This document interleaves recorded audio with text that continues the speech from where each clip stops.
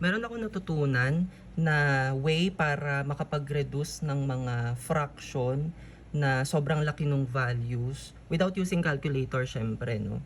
Ayan. So, ang ginagawa pala dito, itong numerator at denominator, pinagsusubtract sila until na yung pinang-subtract at yung sagot ay mag-equal. So, gawin natin dito. So, dito, of course, whichever is higher, yun yung iuuna mo, no? Tapos yung ipang susubtract mo is yung smaller value.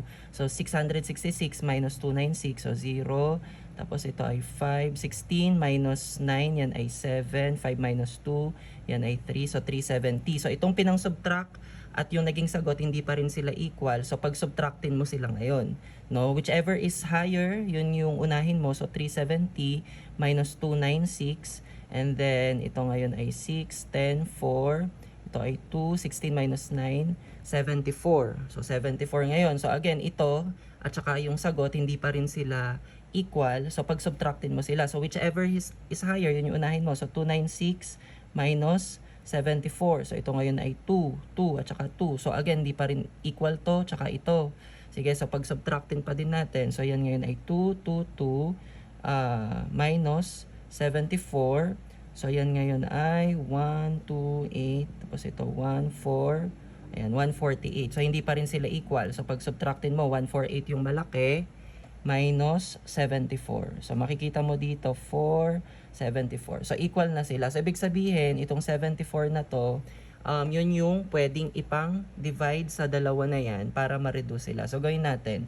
So, yung 666 divided by 74, dahil hindi rin naman siya ma-divide ng ano, isip ka na lang ng number na kapag minultiply mo kay 74, 666 yung kakalabasan. So, dito ang pwede nating maisip kasi 74 times 10, 700 plus na. So, baka 9. So, kung 9, yan ay 6.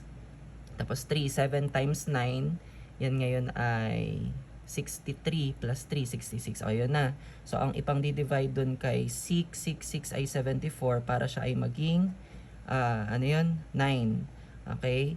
Over, ito naman, 296. Isip ka ng pwedeng i-multiply kay 74 para maging sagot 296. So, kapag tinimes mo yan sa 5, di ba 70 times 5, mga 350 halos yun. So, let's say mga 4. So, yan ngayon ay 16. 7 times 4, yan ay 28, 29. So, 4. No, kapag dinivide siya sa 74, siya ay 4. So, ito na. Square root of, ano na to? 9 over 4. So, madali na yan ma-reduce. So, ang square root ng 9 ay 3. Ang square root ng 4 ay 2. So, ito na yung reduced form niya. So, ganun lang pala siya.